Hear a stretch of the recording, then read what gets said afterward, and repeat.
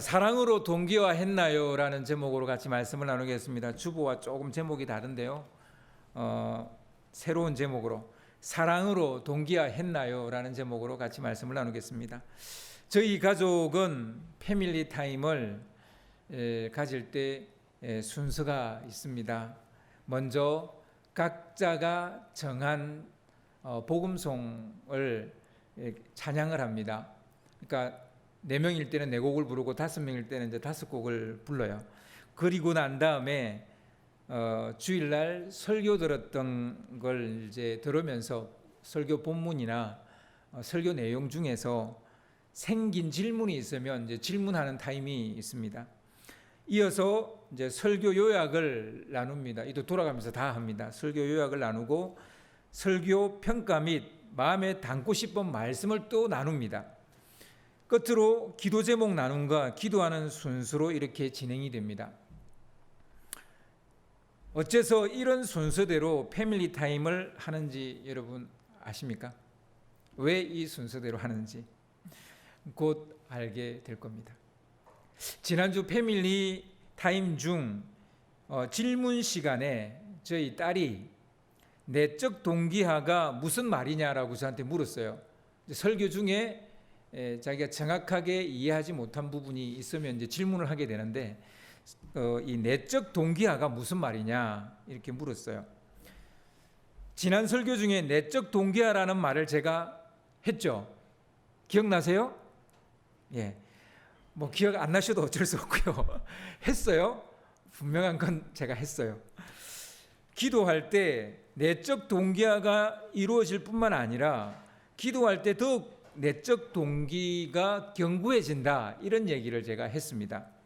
그래서 기도 부탁도 중요하지만 본인이 직접 기도해야 한다는 말을 제가 했습니다. 본인이 기도해야만 자기가 지금 기도한 그 내용에 대한 어떤 동기화가 이루어집니다. 그래서 본인이 직접 기도해야 된다 이런 얘기를 했죠. 생각나십니까? 아마 이 정도쯤 이야기하면 이제 어느 정도 생각나시리라고 봅니다. 요즘 아이들은 폰이나 컴퓨터에 와이파이를 연결할 때 동기화가 되었다라는 말을 사용을 합니다. 지금 여러분도 교회 와이파이를 사용하고 있다면 동기화를 한 것이라고 할 수 있습니다. 자동 설정을 해놓으면 여러분의 폰이 알아서 여러분이 머무는 곳에 와이파이를 동기화합니다. 통신망을 무료로 사용할 수 있도록 폰이 자동으로 와이파이를 잡아서 연결시켜 준다는 말입니다. 사실 재밌는 것은 사람도 자동 동기화 된다는 사실을 아십니까? 집에 있으면 집에 맞는 대화를 하고요. 학교에 가면 학교에 맞는 그런 대화로 이렇게 조정을 스스로 알아서 다 합니다. 이제 이거 못하는 사람은 있을 수는 있는데 대부분은 그렇게 합니다. 회사에 가면 회사에 맞는 말을 하고요. 교회에 오면 교회에 맞는 말을 합니다. 이렇게 자동 조절이 돼요. 조종이 돼요. 사람이 자동으로 이렇게 동기화되는 것을 우리는 사회성이라고 말해요. 사회성이 없는 사람은 이 조절이 안 되는 거예요. 교회 와서 세상 말을 해버리고 세상 가서 또 이제 교회 말을 해버리고 또 집에 해야 될 얘기를 학교에 가서 하고 이제 이렇게 됨으로써 이제 눈총을 받게 되는 거죠. 쟤 뭐야? 지금 무슨 말 하는 거야? 뭐 이렇게 되는 거죠. 사회성이 좋다는 말은 상황과 분위기에 맞게 대화하고 대처할 수 있는 능력이 좋은 사람이다 이런 말이 됩니다. 아무튼 오늘 제가 여러분과 나누고 싶은 동기화는 이런 통신 용어가 아니에요. 심리 용어입니다. 그래서 제가 뭐 많이 설명을 했지만 이 얘기와는 무관해요. 심리 용어입니다. 무엇에 자극을 받아서 행동을 하게 만드는 동인, 움직이게 하는 원인, 그것을 우리는 동기라고 말하고 이런 동기를 불어넣는 걸 동기부여라고 말을 합니다. 채널을 조정해서 맞추고 연결하는 동기화와 자극을 받고 무언가를 하려고 하는 동기화가 한글로 글자가 똑같다 보니까 저희 딸이 헷갈렸던 것 같아요. 그래서 이 동기화가 무슨 동기화냐 이렇게 물어본 것 같아요. 오늘은 우리를 움직이게 하는 원인자에 대해서 여러분과 이야기하려고 합니다. 우리를 움직이게 하는 원인자를 동기라고 그렇게 말하죠. 그런 동기를 심어주는 것을 동기부여라고 말합니다. 우리가 무언가를 하고 있다는 것은 그것을 하게 만드는 어떤 동기가 작용했다는 말입니다. 동기가 작용하지 않았는데 하는 경우가 있기는 해요. 억지로 하는 거죠. 어쩔 수 없이 하는 거죠. 주일에 교회에 와서 예배를 드린다는 것은 동기부여가 되지 않고서는 이루어질 수 없는 일입니다. 여러분이 지금 이 자리에 앉아 있는 것은 예배 드려야 된다는 어떤 동기가 여러분 가운데 이렇게 주어진 거예요. 그래서 이렇게 예배를 드리는 겁니다. 오늘 교회 학교와 청년회가 연합으로 여름 캠프를 합니다. 이걸 왜 합니까? 이걸 하는 데는 그만한 이유가 있는 거죠. 해야만 하는 충분한 동기가 있으니까 하는 거예요. 동기부여가 안 됐는데 이 일을 한다는 것은 굉장히 어려운 일이고 힘든 일이 되고 또 잘 되지도 않을 겁니다. 그런데 동기화가 잘 되면, 충분한 동기를 가지게 되면 이 행사는 막 정말 즐거워서 하게 되고, 그리고 서로 막 기쁨으로 동참하게 될 겁니다.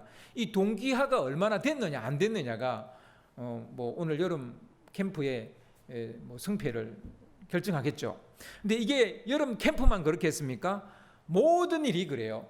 모든 일이 그 일을 해야 될 동기가 충분히 동기화 되어졌느냐에 따라 그 일을 잘할 수도 있고 못할 수도 있는 겁니다.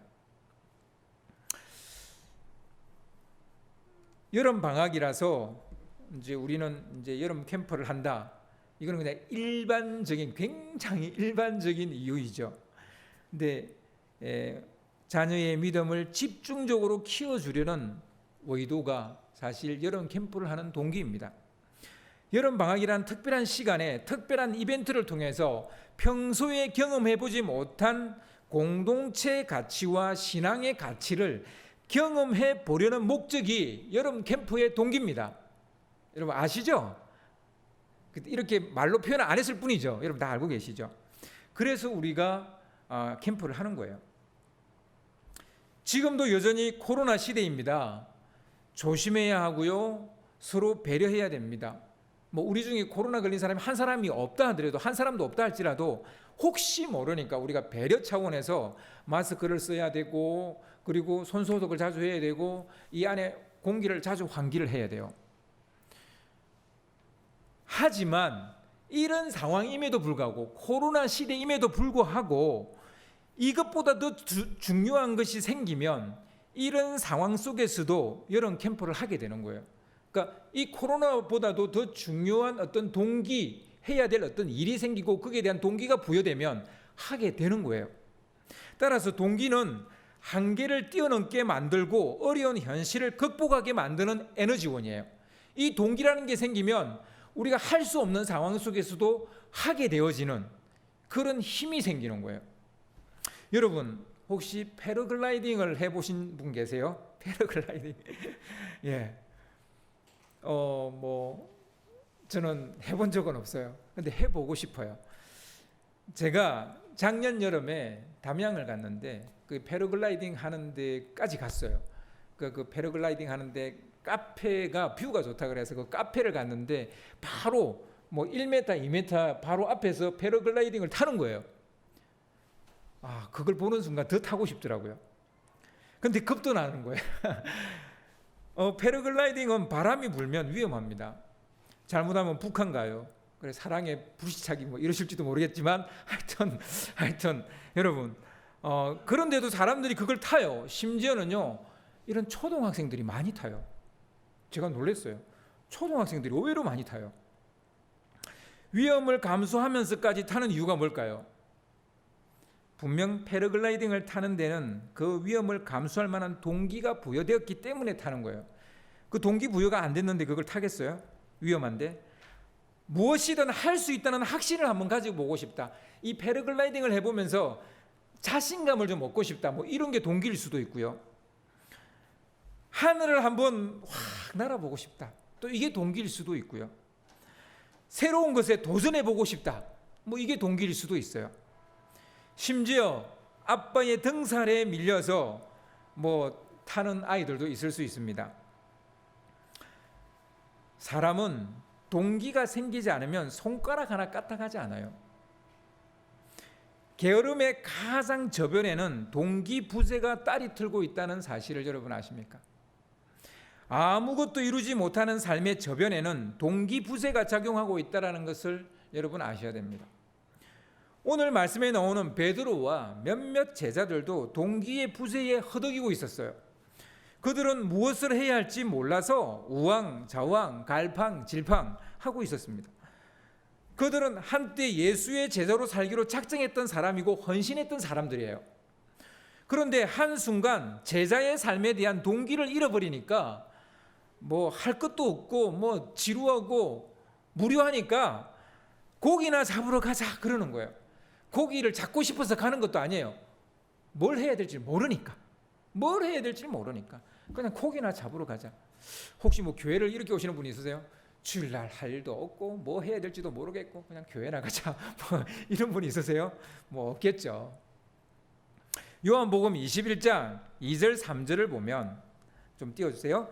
시몬 베드로와 디두모라 하는 도마와 갈릴리 가나 사람 나다나엘과 세베대의 아들들과 또 다른 제자 둘이 함께 있더니 시몬 베드로가 나는 물고기 잡으러 가노라 하니 그들이 우리도 함께 가겠다 하고 나가서 배에 올랐으나 그날 밤에 아무것도 잡지 못하였더니 총 7명입니다. 세어보셨어요? 총 7명의 제자예요. 7명의 제자 중에서 나머지 4명은 어디로 갔는지 모르겠어요. 아무튼 지금 7명이 있어요.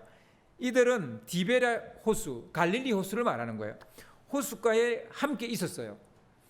부활하신 예수님이 갈릴리에서 만나자고 해서 온 것인지 아니면 제자로 사는 것을 이제 털어버리고 고향으로 돌아온 것인지 조금 애매합니다. 알 수가 없어요.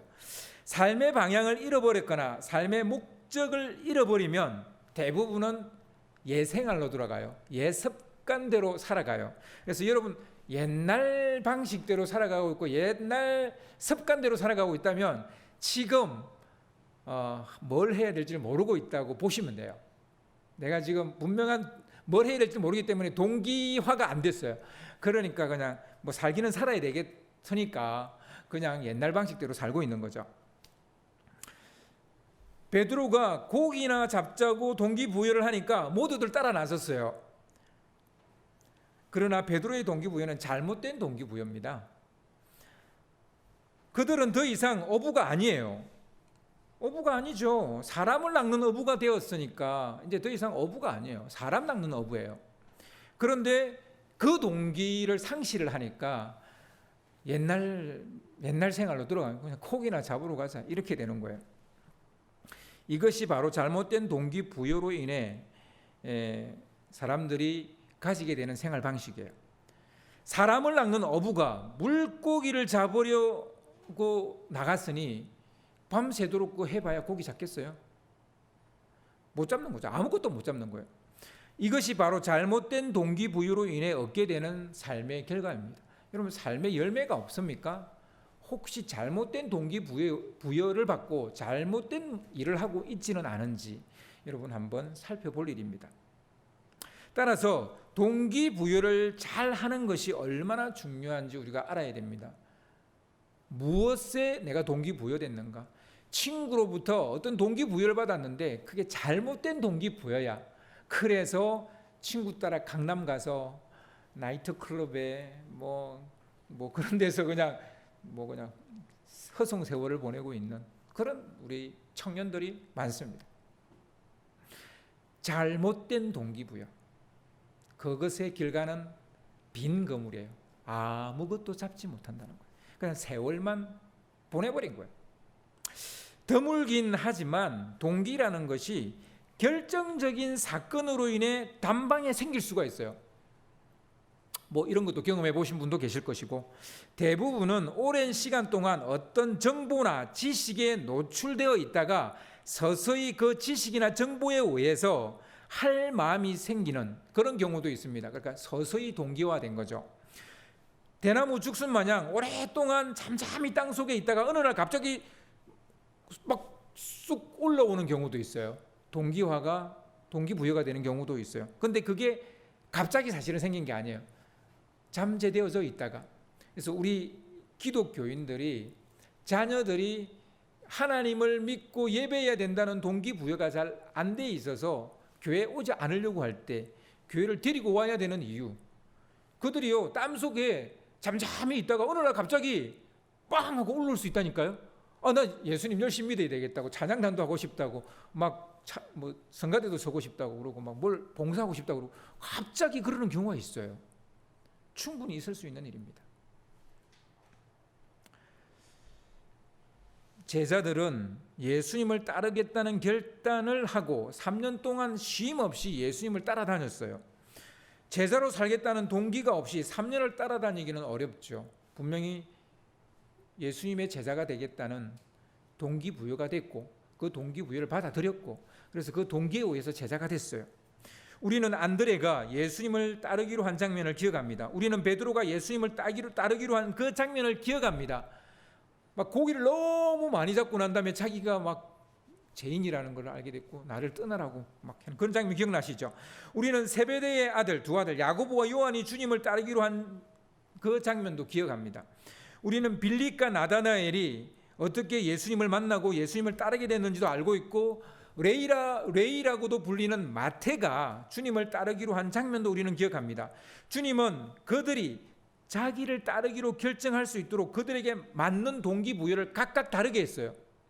똑같이 하지 않았어요. 다르게 동기부여했고 그들은 그 동기화가 되어져서 그들은 예수님의 제자가 됐습니다.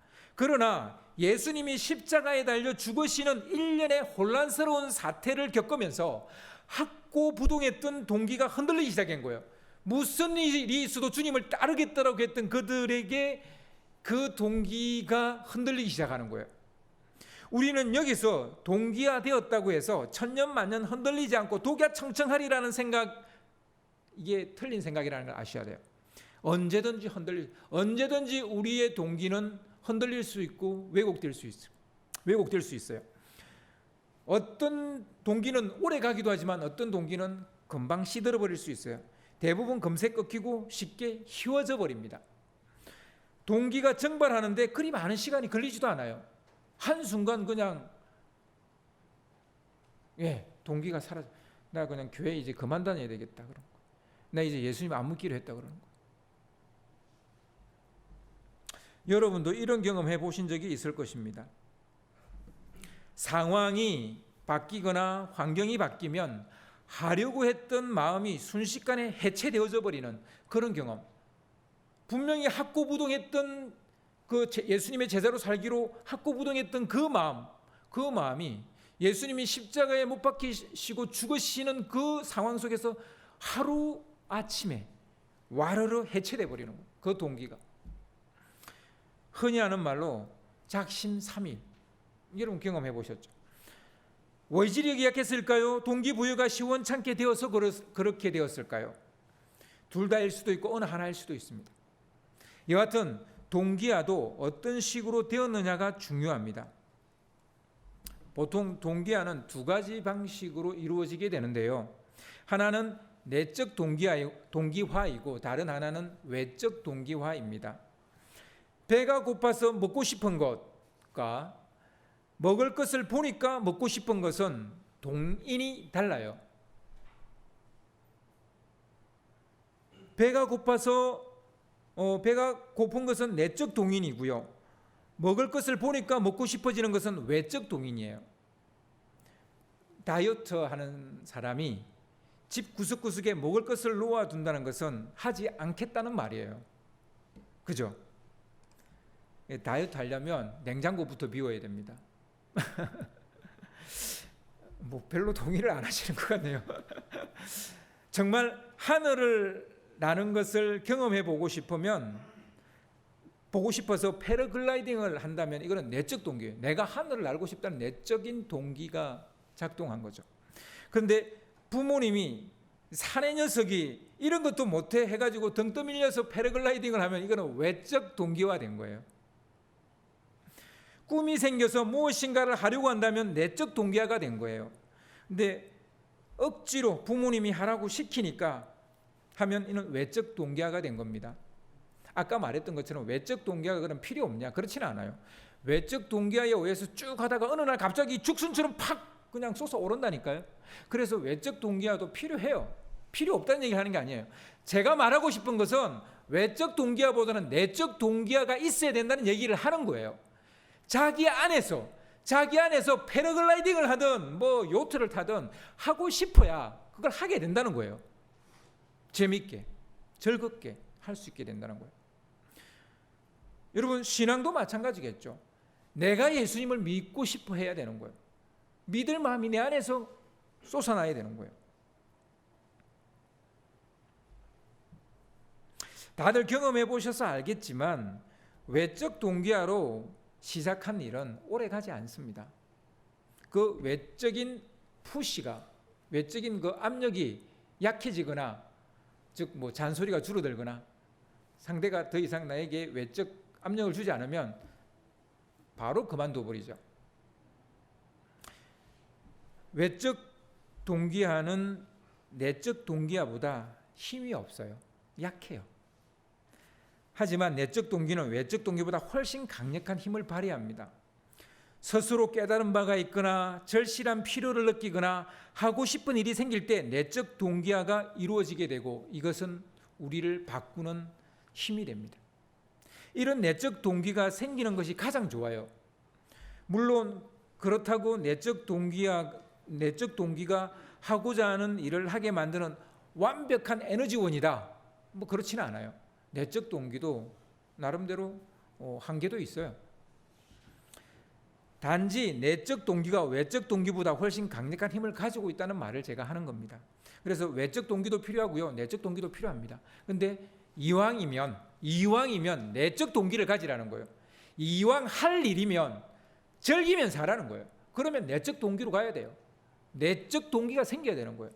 이왕 해야 될 일이면, 이왕 가야 될 직장이라면, 이왕 새롭게 시작하는 일이라면 내적 동기가 생겨야 되는데 어쩔 수 없이 먹고 살아야 되니 어쩔 수 없이 한다, 이런 자세보다는 이 일로 뭔가 내 꿈을 이루고 싶다, 이런 내적 동기를 가지는 것이 훨씬 좋다는 얘기입니다.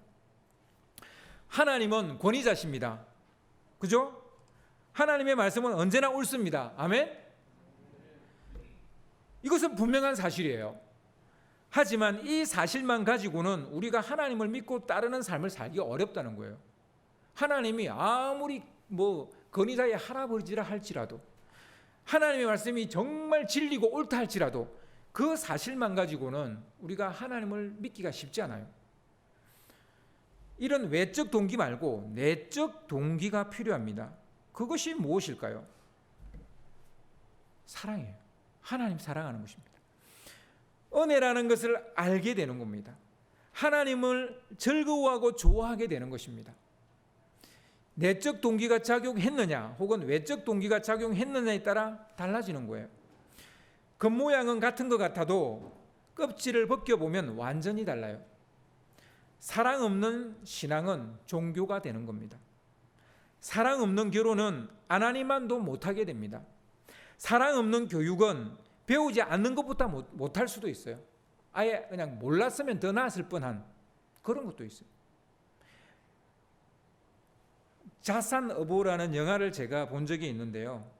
정약용의 형 정약전이 흑산도 유배지에서 어물, 그러니까 뭐 바다에 있는 생물들에 대해서 이렇게 쓴 책인데 그 책을 어떻게 쓰게 되어졌는지 뭐 그것을 영화화했어요. 이 영화를 보면 사랑이 가장 강력한 동기라는 것을 알게 됩니다. 유배 가서 굳이 책 쓸 필요 있습니까? 안 써도 되잖아요. 그런데 백성이 좀 더 이 바다 생물들을 잘 알아서 더 생산물을 많이 가질 수 있도록, 그건 정약용도 마찬가지예요. 백성들이 농사 짓는 법을 더 잘 알아야, 그래서 목민심서를 쓰는 거죠. 더 생산물이 늘어나는 거죠. 그러니까 이 사랑의 마음이 있으니까 유배지 가수도 책을 쓰는 거예요. 여러분, 사랑은 강력한 동기입니다. 제자로 살아야 한다는 동기를 잃고 배회하고 방황하는 제자들에게 주님이 물은 질문은 이것입니다. 이 질문을 했다는 것이 너무나도 당연하다고 말하지 않을 수가 없어요. 오늘 본문 15절을 보시면 요한의 아들 시몬아, 내가 이 사람들보다 나를 더 사랑하느냐? 예수님을 사랑하지 않고 예수님의 제자가 될 수 없습니다. 불굴의 의지로도 안 됩니다. 낙천적이고 긍정적인 마인드로도 안 됩니다. 새롭게 알게 된 구원의 지식으로도 안 되는 거예요. 지식으로도 안 돼요. 구원의 지식이라 할지라도 안 돼요. 계약이나 약속으로도 안 돼요. 계약이나 약속으로 됐다면 이스라엘 백성들이 잘 믿었어야죠. 그런데 그렇게 안 됐잖아요. 오직 사랑이 동기가 될 때, 우리는 하나님의 백성으로 살 수 있는 거예요. 베드로는 일전에 다 주님을 버릴지라도 나는 주님을 따르겠다고 말했죠. 이 말은 다른 이들보다 주님을 더 사랑한다는 말이잖아요. 베드로는 자기 입으로 그렇게 말을 했어요. 다 버릴지라도 나는 주님을 따르겠습니다. 주님은 일전에 베드로, 너가 했던 이 말이 아직도 유효하냐라고 묻는 거예요. 이 사람들보다 나를 더 사랑. 주님이 지금 비교하는 거 아니에요. 네가 옛날에 했던 그 말이 아직도 유효하냐는 거예요. 다 버릴지라도 이제 주님을 따르겠다는 그 말이 아직도 유효하냐라는 거예요. 그걸 묻는 거예요. 한편 주님은 반복적인 고백을 하게 함으로써 내적 동기를 강화시키는 것을 볼 수 있습니다. 주님은 베드로에게 3번이나 반복 질문을 하셨어요. 베드로를 골탕 먹이려고 그러시는 겁니까? 네가 3번 나를 부인했으니까 나도 3번 반복해서 나를 사랑하는지 묻는다. 이렇게 설교하시는 분이 계시는데요. 그럴 수도 있겠죠. 그런데 저는 거기 크게 동의는 하지 않습니다. 주님이 그렇게 째째하신 분은 아니에요. 네가 3번 부인했으니까 내가 3번 대답을 듣겠다. 그런 단순한 논리라고 저는 생각하지 않습니다. 똑같은 질문을 3번이나 반복했다는 것은 그만큼 반복의 힘을 아시기 때문이에요. 반복의 힘. 반복은 결심한 바를 더 단단하게 만들어주는 거예요. 내가 했던 말을 더 붙들게 만들어준다는 거예요. 우리는 반복이 필요합니다. 여러분, 공부 잘하는 방법은 반복이에요. IQ 아닙니다. 반복입니다. 무조건 반복입니다. 반복해서 공부하는 거예요. 반복해서 공부하는 거예요. 그래서 예습, 그리고 실제 수업 듣고 또 복습, 이렇게 하는 이유가 다 거기 있는 거예요. 반복인 거예요. 반복.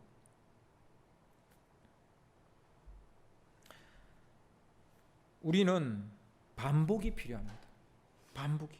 우리는 너무나 변하기 쉬운 사람이기 때문에, 우리는 너무나 잘 바뀌는 사람이기 때문에 반복해서 주일마다 와서 예배드려야 돼요. 주일마다 설교드려야 돼요. 주일마다 기도해야 돼요. 주일마다 찬양하면서 내가 고백해야 되는 거예요. 반복의 고백, 반복적인 고백, 이것이 우리에게 필요하다고요. 나 지난주에 고백했는데 뭘 또 고백해? 아니에요. 절대 아니에요. 지난주에서도 오늘 또 고백해야 돼요. 주님 사랑합니다. 주님 찬양합니다. 주님 감사합니다. 주님의 은혜를 기억합니다. 반복하셔야 돼요. 반복하지 않으면 여러분 마음이 어느 순간 해체된다니까요.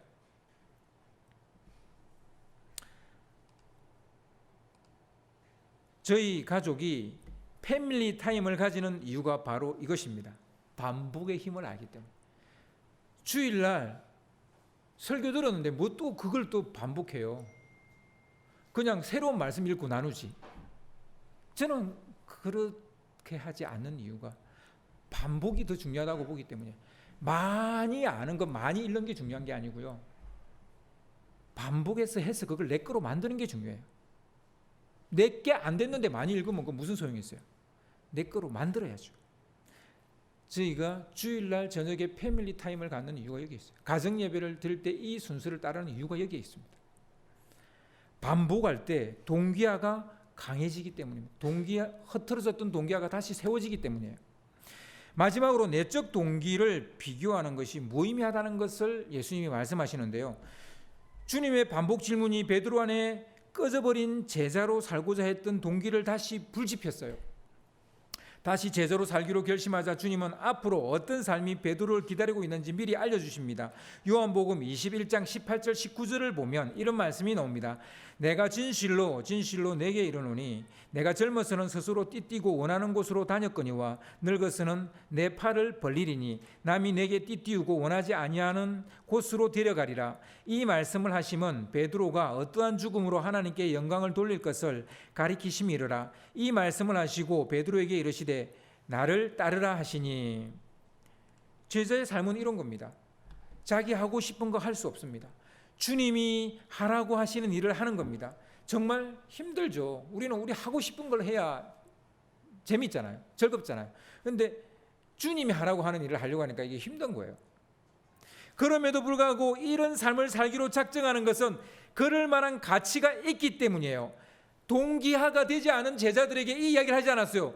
동기화가 된 제자에게 이 이야기를 하셨다는 사실을 아셔야 돼요. 동기화가 되어진 사람은 이런 것을 극복할 수 있는 거예요. 이런 것을 뛰어넘을 수 있는 거예요.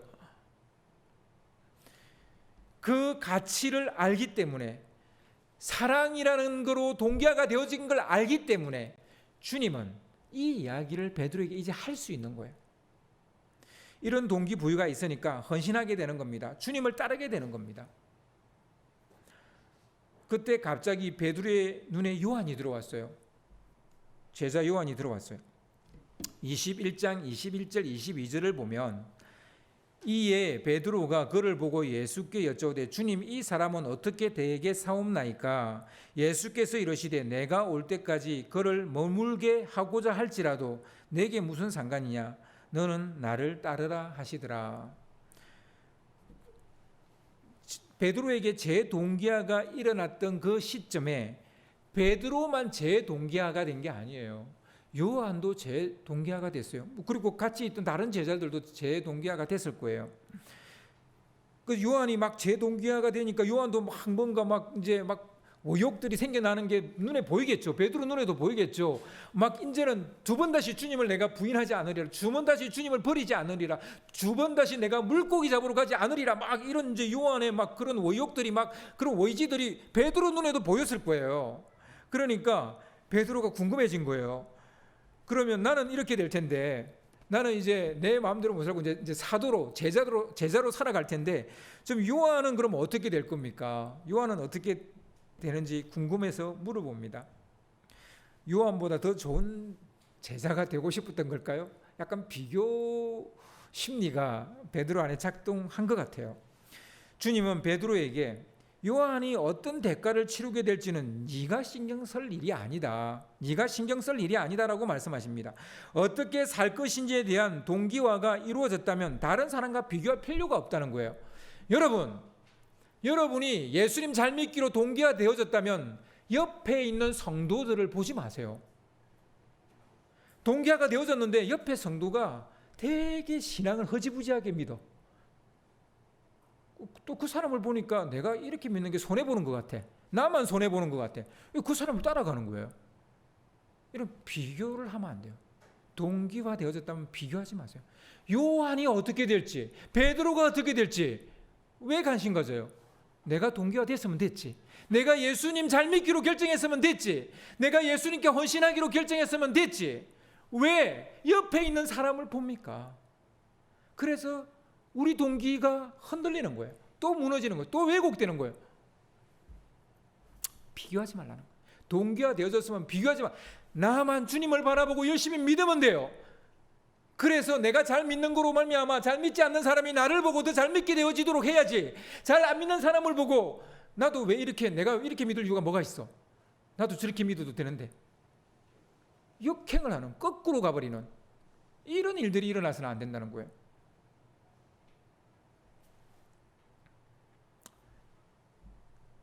비교하는 순간 자기의 내적 동기가 흔들리게 됩니다. 무너져 내리게 됩니다. 내적 동기를 외적 동기로 치환하는 어리석음을 범하지 마시기 바랍니다. 분명히 내적 동기가 생겼는데 옆에 사람과 비교함으로써 그 옆에 사람이 나에게 새로운 동기를 불어넣어 주는 거야. 그렇게 열심히 안 해도 돼? 그렇게 열심히 일 안 해도 돼? 그냥 대충 그냥 월급 받으면 되지. 뭐 그렇게 열심히 일해? 그 사람한테 내가 동기화를 받아가지고 열심히 일 안 하는 거예요. 여러분, 내적 동기를 왜 외적 동기로 치환을 해요? 왜 그거로 바꿔버리세요? 비교하지 마세요. 그러니까 나만 열심히 생활하면 되는 거예요.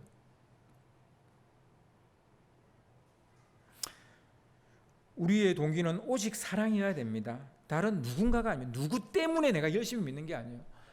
하나님을 사랑하니까, 예수님이 나에게 베푸신 그 일이 너무 놀랍고 그 일이 너무나 큰 은혜니까 내가 그분을 사랑하지 않을 수가 없는 거예요.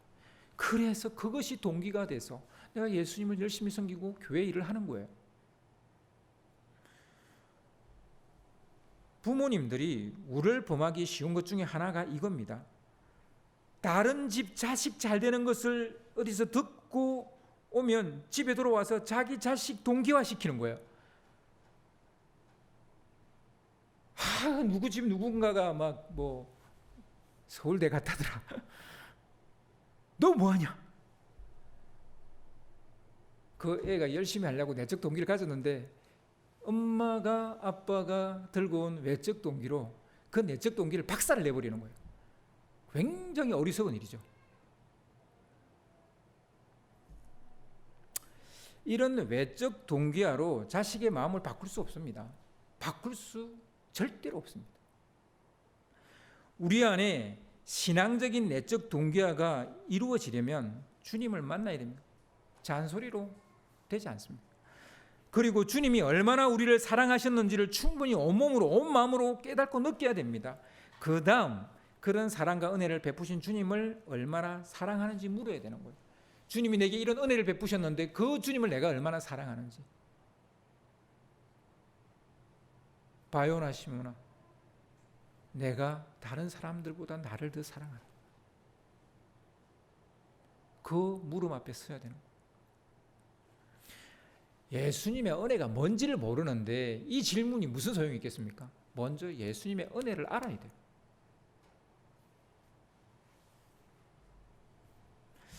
우리가 어떤 일에 헌신하지 못하는 이유가 무엇입니까? 어떤 일에 뛰어들지 못하는 이유가 무엇입니까? 삶의 방향을 잃은 이유가 무엇입니까? 우리 마음대로 사는 이유가 무엇 때문입니까? 주님을 사랑하는 동기화가 이루어지지 않았기 때문 아닙니까? 내가 하고자 하는 일에 동기화가 이루어지지 않았기 때문 아닙니까? 하고자 하는 일을 사랑하는, 하고자 하는 그 일을 사랑하는 그 동기화가 이루어지지 않았기 때문이 아니겠습니까? 우리 아이들에게 여름 캠프는 주님을 사랑하는 마음을 심어주는 시간입니다. 자기의 꿈을 사랑하는 마음을 심어주는 시간이에요. 너의 꿈을 펼쳐봐. 그렇게 말해줄 수 있는 시간이에요. 심고 물 주는 것이 우리가 할 일입니다. 동기화 시켜주는 것이 우리가 해야 될 일입니다. 하는 것은 우리 아이들이 직접 해야 되는 거예요. 그것이 여름 캠프를 하는 동기입니다. 무엇을 하기 전에 먼저 그 일을 진정으로 사랑하는지 물어야 됩니다. 그 사람을 진정으로 사랑하는지 물어야 됩니다. 예배를 드리기 전에 먼저 주님을 사랑하고 있는지부터 물어야 됩니다. 여러분, 교회 오시자마자 바로 앉으시면 제일 먼저 예배 드릴 준비를 해야 되는데, 예배 드릴 준비를 어떻게 하는 게 제일 잘하는 거예요? 내가 주님을 지금 사랑하는지에 대한 답을 해야 되는 거예요. 내가 주님을 사랑할 마음이 있는지, 주님을 찬양할 마음이 있는지, 주님 앞에 기뻐 즐거워 뛰놀 마음이 있는지, 주님 앞에서 춤을 출 마음이 있는지, 그거부터 물어야 돼요. 없다면 엎드려서 기도해야 되는 거예요. 주님, 내 심령이 갈급해져 있습니다. 내 심령이 상해 있습니다. 내 심령이 썩어져 있습니다. 주님, 내 심령을 살려주십시오. 그래서 이 예배 시간, 일주일에 한 번 있는 이 예배 시간, 내 심령이 주님 앞에서 뛰고 놀기를 원합니다. 그래야 되는 거예요.